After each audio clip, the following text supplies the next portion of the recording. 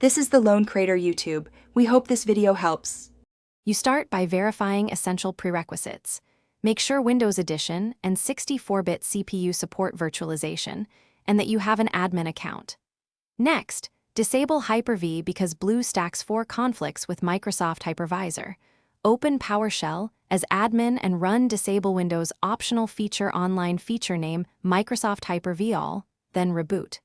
Once done, enter BIOS/UEFI and confirm Intel VTX or AMD SVM is enabled. This ensures the emulator gets CPU virtualization. Make sure to save. You now resolve installation and conflict issues. Uninstall Bluestacks 4 completely, reboot, and delete leftover folders in program data and app data to clear corrupted configs.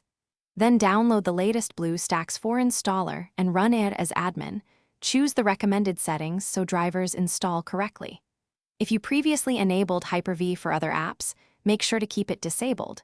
Bluestacks 4 prefers its own virtualization engine. After install, open Bluestacks, let it initialize, and verify virtualization is active in Bluestacks settings so performance is stable. Finish by configuring performance. In Bluestacks settings, allocate at least 2 CPU cores and 2 GB RAM, and confirm VTX is shown as active. If you see virtualization errors, run the installer again and allow driver installation. Then reboot immediately. Often that resolves driver signing or kernel conflicts.